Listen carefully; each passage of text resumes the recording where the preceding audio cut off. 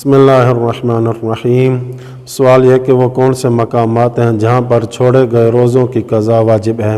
جواب میں آیت اللہ سستانی فرماتے ہیں 7 مقامات ہیں۔ پہلا یہ کہ وہ روزہ جو انسان نے مست ہونے کی وجہ سے انجام نہ دیا ہو، اس کی قضا کرنا ضروری ہے، چاہے وہ چیز اور دوائی وغیرہ جس کی وجہ سے مست ہوا ہو علاج و معالجہ کی خاطر کھائی ہو۔ دوسرا مقام، اگر کوئی مسلمان کافر ہو جائے یعنی مرتد ہو جائے اور دوبارہ مسلمان ہو جائے تو ضروری ہے کہ اپنے زمانہ کفر کے روزوں کی قضا بجا لائے، اور اس حکم میں مرتد فطری یعنی پیدائشی مسلمان جو بعد میں کافر ہو جائے اور مرتد ملی یعنی پیدائشی کافر جو مسلمان ہونے کے بعد کافر ہو جائے کے درمیان کوئی فرق نہیں ہے۔ تیسرا مقام، عذر دور ہو جانے کے بعد ان روزوں کی قضا کرنا واجب ہے جو کسی شخص نے ایسے سفر کی وجہ سے نہ رکھے ہوں کہ جس میں روزہ قصر ہوتا ہے۔ چوتھا مقام یہ کہ وہ روزے جو غیر شیعہ شخص نے انجام نہ دیے ہوں، شیعہ ہونے کے بعد واجب ہے کہ ان کی قضا بجا لائے۔ پانچواں مقام یہ کہ وہ روزے جو عورت نے حیض یا نفاس کی وجہ سے نہ رکھے ہوں، ان کا عذر دور ہو جانے کے بعد واجب ہے کہ وہ عورت ان کی قضا بجا لائے۔ چھٹا مقام،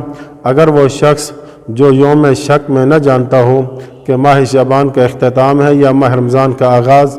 اور روزہ نہ رکھے اور بعد ازاں اسے علم ہو جائے کہ ماہ رمضان تھا، تو واجب ہے کہ اس دن کے روزے کی قضا بجا لائے۔ ساتواں اور آخری مقام جہاں پر روزے کی قضا کرنا واجب ہے وہ یہ کہ اگر کوئی شخص جو اس اعتقاد سے کہ آج عید کا دن ہے روزہ نہ رکھے اور بعد میں متوجہ ہو کہ اس دن ماہ رمضان کا آخری دن تھا تو اس پر واجب ہے کہ اس دن کے روزے کی قضا بجا لائے۔ دوسرا سوال یہ کہ اگر انسان کے ذمہ ماہ رمضان کے قضا روزے ہوں اور وہ ان کی تعداد نہ جانتا ہو تو اس کی شرعی ذمہ داری کیا ہوگی؟ جواب میں آیت اللہ سستانی فرماتے ہیں جس شخص کے ذمہ ماہ رمضان کے چند دن کے روزے قضا ہوں اور وہ ان کی تعداد کو نہ جانتا ہو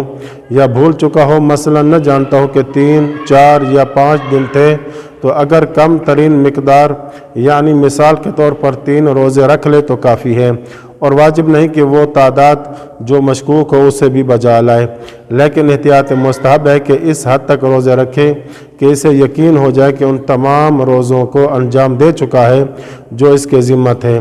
اس بنا پر ذکر کردہ مثال میں بہتر ہے کہ 5 دن قضا روزے رکھے۔ وصلی اللہ علی محمد و اہل بیتہ الطاہرین۔